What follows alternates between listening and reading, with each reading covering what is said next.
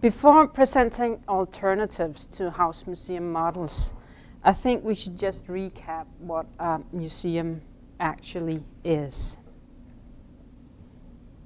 According to ICAM, the International Council for Museums, a museum is defined as a non-profit making, permanent institution in the service of society and of its development.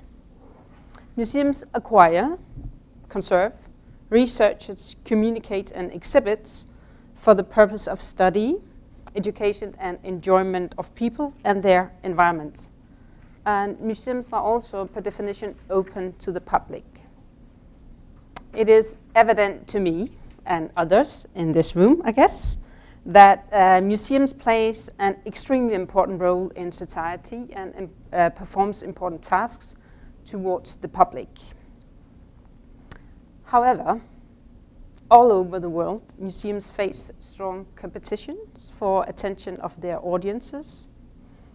And some museums, particularly smaller museums and museums with limited numbers of visitors, due to limitation of their capacity of the buildings. For this means an ongoing struggle to provide enough funding to secure sufficient maintenance and repair of the property. And sometimes this means that critical maintenance is being deferred, which works against the aim of preservation. Therefore, establishing a house museum might not always be the best way to preserve a building or property. If the preservation of the building is the main purpose, then alternative ways and models may be relevant to consider. So today I talk about one alternative, which is the mission-driven investment as a strategy for preservation.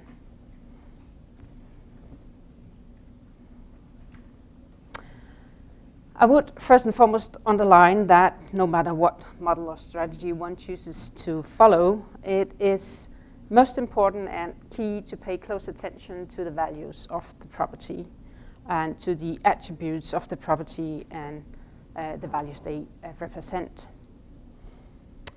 This also includes authenticity and integrity. So according to ICAMOS, International Council on Monuments and Sites, authenticity can be described and understood on the basis of form and design, materials and substance, use and functions, tradition and techniques, locations and settings, but also spirits and feelings. Whereas integrity can be defined as completeness. And both authenticity and integrity should be taken into account not only when we preserve, but also when we consider the future business model for our properties. In some cases, the values is closely connected to a person. It could be an architect, or it could be a president or an artist. In other cases, the value is more closely connected to the building as a representation of a certain time, style, function, technique, or use of materials. In Realdania By and Byg, our aim is the preservation of buildings. To us, they represent a certain design, style, function, construction, or use of materials, and plays an important role in the documentation and preservation of the Danish built heritage. However, we do provide public access to a building at least twice a year. Between tenants, we open the houses to the public. We also communicate about the houses and we publish books and films about them. We collaborate closely with the Royal Academy of Fine Arts in Copenhagen and the School of Architecture in Aarhus on educational issues and research, but we do not do research ourselves. So clearly we're not a museum, but we do think that we work for the service of society and of its development, and we do give widely access to our buildings for the purpose of study, education, and enjoyment. So, in order to give you a brief background on mission-driven investment, let me first provide you with some background information about the organization I come from. We are a fully owned subsidiary of the Realdania Foundation. It was established in 2000 as a philanthropic association based on the capital from a sale of a mortgage association. And the return of the equity is now used to support projects within the built environment, which means projects in cities, buildings, and also heritage, including research and analysis. As part of this, we were founded in 2003 with the very specific purpose of acquiring historic building as mission-driven investments.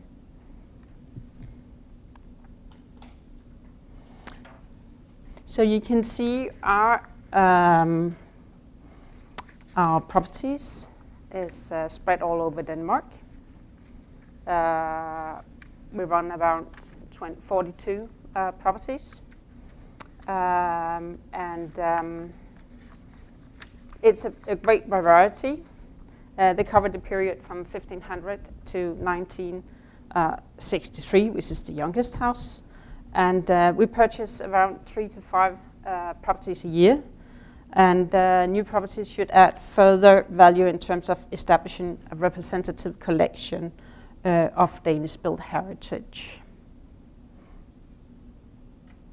So you can see they're quite different. It runs from modern houses to seaweed houses in some of the islands.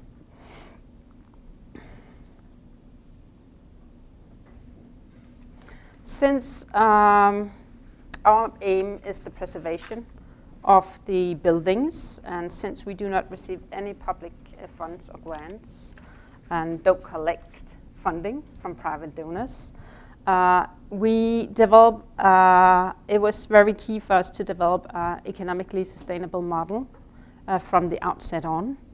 And it was based on a number of key principles. All the houses that we acquire should be unique and important for the Danish built heritage. It means that we only acquire buildings which are representative for a certain architectural style, a building technique, or among the best examples in Denmark. So this is actually a picture from the Gunnløgsson's house, which was acquired before the widow of Gunnløgsson died, but she wanted us to have the house afterward or buy the house. So we only buy houses from on market terms. They're not testamented to us. So we only operate on market terms. And she rented the house afterwards, so she could secure that the house would stay intact.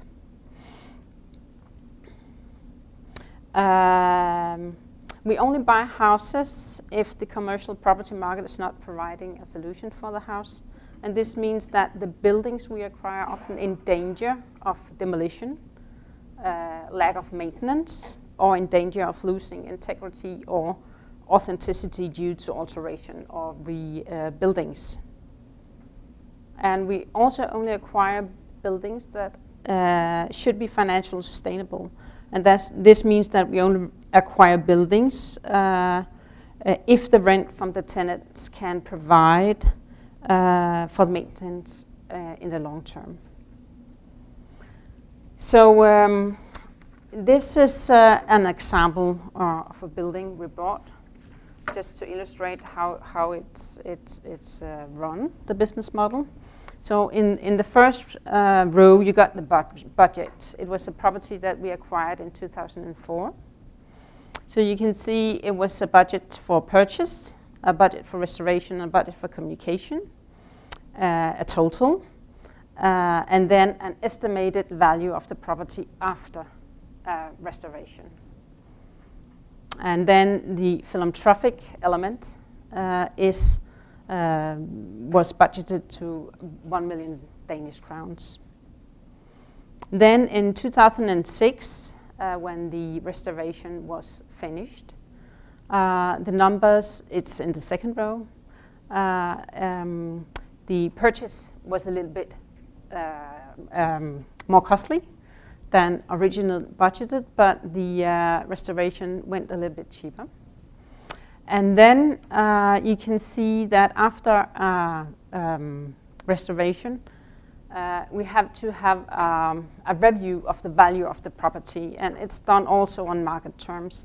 And as property tend to rise, the value of property tend to rise over years, there was a value regulation. And the regulation was actually more or less, a little bit less than the cost for the restorations. And the current prospect looked like in 2017 that the value regulation, since the prices has gone up, is actually more than we put into the project with acquiring the property and the purchase and restorations. At the same time, you can see that in order to cover the running costs and the maintenance, there's an annual rent. So the annual rent will cover the expenses on the maintenance on the long run, and the value of the property will run. So we get a return of the investment. This is rather a commercial perspective, but you have to remember that we were based on a mortgage association. So we, besides from having experts on restorations, we also do have people in the organization knowing a lot about property and property investments and financial risks on property. Now, moving on to modernism. Danish modernism is internationally recognized due to a generation of very talented Danish architects, and we have acquired a number of the houses. I think we own about 13 modernist houses. It's all houses that were built by the architects themselves for their family. The reason why we guess that there was this pool of talent in Danish architecture was that a number of things. There was a new direction in the Royal Academy with Kai Fisker, and also many of the architects went to Stockholm during the Second World War, either due to their Jewish background, due to their political convention, or due to the lack of work in Denmark. So they were very much inspired by the Scandinavian tradition. Actually, Asplund, the Swede, were a big source of inspiration, and also Alvar Aalto, which was very a source of inspiration for many of them. Besides Arne Jacobsen, known as a very talented businessman, many of them were not very well off. They were young and they were in the beginning of their career. So the houses they designed for themselves and their families are rather humble houses in terms of material and size, but they're very well designed with a richness of detailing, and also with fabulous and well lay off, and nice garden as well. So let me show you some of the houses. Heiberg, he was originally Norwegian, very early house. He went to Paris for a number of years, and when he came home, he built the first functionalist villa in Denmark, and maybe also in Scandinavia, very much inspired by Le Corbusier. It was not, he couldn't use concrete because he wasn't allowed to build on concrete, but as you can see also on Jacobsen houses, then they just imitated. So the houses is built in brick, but it imitates the concrete. So we own 3 of Arne Jacobsen's houses. The earliest one, he got his studio in both of his houses. The one in the middle is his holiday home. Poul Henningsen, you probably know him from the lamps, which are rather famous, but he was also an architect, and he called this house the ugliest house in this area. So he was very experimental. He was very experimental, in the use of material, which causes us some headaches now. But the house has a beautiful layout, and it's terraced down a hill, a very nice house. Also, a nice house is the Gunnløgsson's house, and you actually went to talk to his widow after he died. Lots of people would like us to turn this particular house into a museum, but since we do not do museums, we have to just try to make films and other ways of communicating about the value of the house. Among our houses are also a lot of coupled Danish architects. Canaan and Ebbe Clemmesen, well-known Danish, but not internationally. Also, Niels and Eva Koppel. This is actually the house they built for Warming. Warming was the engineer of the Sydney Opera. And it's a very funny house because there's so much technology integrated. The front can open up totally. And he also had other stuff in the house. So it's an engineer closely collaborating with the engineer. Also Knud Friis, building in concrete a little bit later on. He's based in Aarhus, looking into the brutalist movement, leaving the modern. And of course, Jørn Utzon. I guess you all know Utzon from the Sydney Opera. We do not own his own house. His son Jan is living in that house. And the two houses he built for himself and his family in Mallorca is owned. One of them is owned by a foundation, and the other one is still in the family. So why do we particularly like to buy houses from the architects themselves? It's because they have no limitation from external clients. So this is what they built for themselves and their family, and they're rather experimental and innovative. And also they are icons for architects today. In the houses today, there live families. And as we take a philanthropic approach when we restore the properties, as you can see, sometimes it's costly. We do take a commercial approach when we rent out the properties and when we manage them. So this is a hand-printed wallpaper from Poul Henningsen house, which was restored, or part of it was restored at the National Museum in Denmark. With the houses, we do, of course, maintain them and with annual plans, and we have a dedicated department for that. We do keep a rather close contact with our tenants, and we do not keep a waiting list. We announce publicly when there's a vacancy, and we do screen the tenants rather tough before we let them in to live in the houses. We check their solvency, of course, but also interview them about the reasons why they want to live in the building, because if they love the building, they take better care of it. We also interview them about the expectation of living in a listed house, in a listed building. Most of them are listed. Because the kitchen in the 50s are so small, you can't believe it. And also the bedrooms. So they have to appreciate that, and they have to live with some of the colors which are rather strong in some of the houses. We also talk to them about the plans for the future. We don't want short-term tenants. We want long-term relationships with our tenants. And they have to accept that our club members and the public could get access to the houses twice a year on guided tours.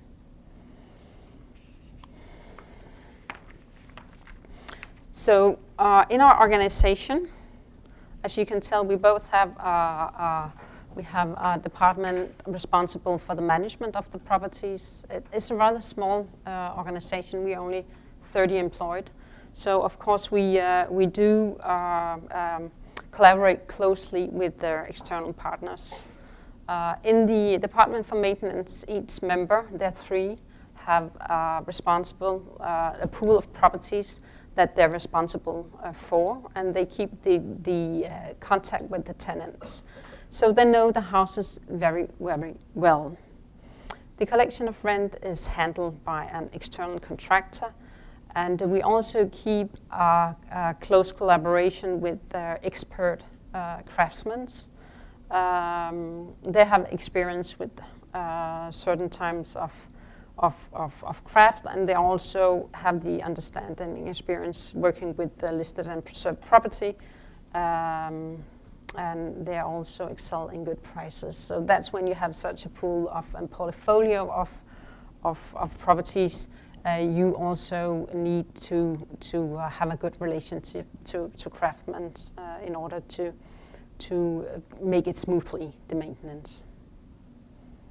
We do an annual inspection of the houses.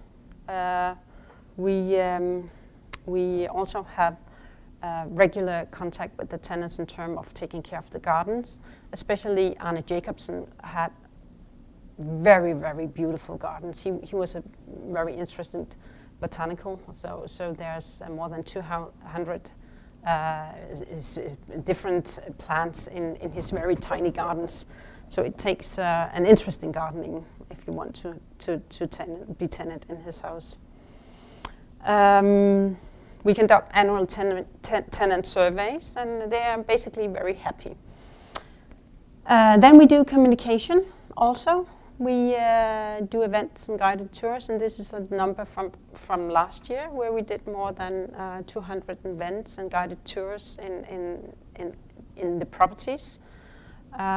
We received more than 20,000 visitors, and we have 3,000 paying club members that are visiting the houses. And of course, the houses are iconic, so we have a lot of exposure in the media as well. Every 4th year, we are having an evaluation of the work. That's part of the Philanthropic association owning us. They want us to make an evaluation of our work. And last year, there was an evaluation, and we received rather high score on our focus on historic buildings. It was said that we had an extremely strong and clear position, and that we also should continue the long-term work on building up the portfolio of properties. But it says that we should put a greater contribution to the building up of the competency in the fields of architecture, building, and craftsmanship in Denmark. So that's the next strategy period that we're trying to be better at. So thank you very much for your attention.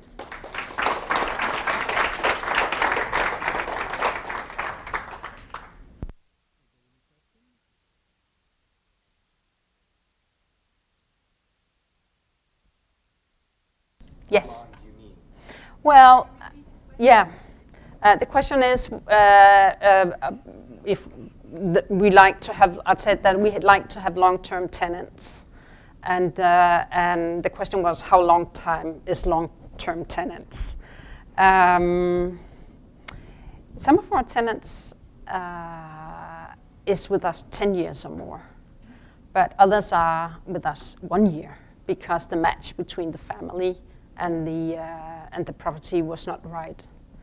So sometimes it's 1 year and sometimes it's 10 years, and we like them to be around 3 or 4 or 5 years. So it's different sorts of families. It's with small children. It's a couple without children. It all depends on the house, actually. Yeah. It's a private organization. Yeah. No, we're private. We're private. And do you ever have issues? You just said it might not be a good match. Do you, and this is coming as an American, and I would think that there could be litigation and problems separating a tenant from the house if determined that they're not proper stewards of the site and of the architecture? I mean, do you run into that? Yeah, I think yeah. The question was if we sometimes have to stop the collaboration with the tenant due to a mismatch, or they're not taking probably care of the property. I think it happened once or twice in this 15 years, but that's why I stress that we do a lot of the interview and the screening, and we do have a lot of experience now that where the issues are. For instance, it sounds like the kitchen is sometimes an issue, and sometimes it's also the bedrooms. They're very small, so it's like 9 square meters or so, but it's not what you expect today. So it has to be a family who's willing to accept that's the layout of the house. There is a transparency policy as well. So members of the board and members of staff are not allowed to rent the houses. So we're very strict on that there's a transparency in the selections also, yeah. Yeah. So I understand you don't do short-term rentals at all? No. So No, we don't do it partially because we're a rather small organization, and it takes quite some resources to have short-term leases like 2 or 3 weeks or stuff like that. So there's a lot of paperwork with short-term leases, and we're just not geared for that. That's one of the reasons. The other reason is that it's moving in and out the houses. We do not have the furniture. So if you should move in and out a house, it's rather harsh with new furniture every second month. It would be very costly. So all the houses are completely furnished, or is No, it? they're not furnished at all. So people bring their own furniture, and that's part of this, that it was built as family homes, and it should stay as family home, people bringing their own furniture. Most people dedicated to houses like this do have very stylish furniture, and some of them also do have art collections. But in principle, they can bring whatever they want into the houses. They're there. It should serve as their home. Yeah. Yeah. Could you elaborate on how this actually began? Was this a group of people who had this goal in mind and then made money from mortgages to continue it?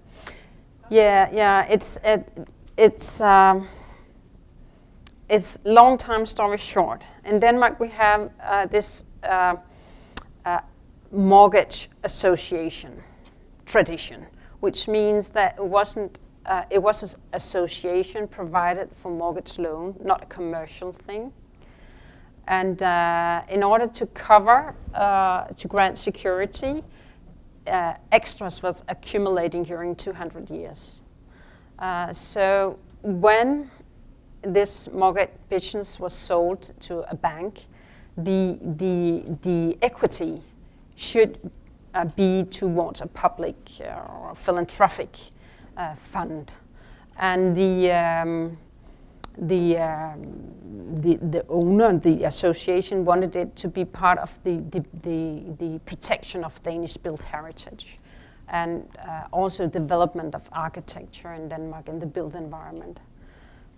So it is one of we have this tradition on private funds and family funds in Denmark, and this is a fund generated from for mortgage associations, but one of the biggest Danish funds. Mm. So it's a vision of one person basically at the very beginning. A group of persons after the fire in Copenhagen, where it wasn't possible to get loans to rebuild the city. So it was started as an association 200 years ago. So lots of money accumulating over time, yes. Yeah.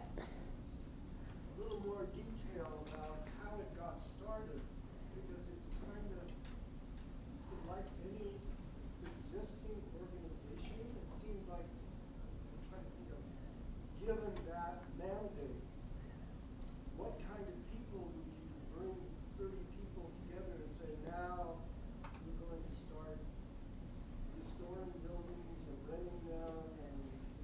No, it was built up. Yeah, it was built up very slowly, and the CEO, well, present CEO actually built up the organization very slowly. He came from a financial background, a property background, with a very big interest in preserving historic houses. So it was built up very slowly, and it's almost on purpose that we don't grow too much, because we want to operate on a very cheap or non-expensive level in order to be able to put the money into purchasing new houses and pursuing our aim. So we also, our communication has to be more or less covered by income. So we don't tap into the equity of the foundation. As a political scientist, I would hear you comment about the cultural background. I can't imagine something like this happening. No, later on I'll tell you why. Because the story is actually, during my master, I made interviews all over during all the Danish ministries. And when it came to the Ministry of Culture, it just felt so right that I had to stay. And I've been there and I'm working within the field of culture ever since. So, but you see political scientists all over, also in culture. Yeah? Okay, thank you very much.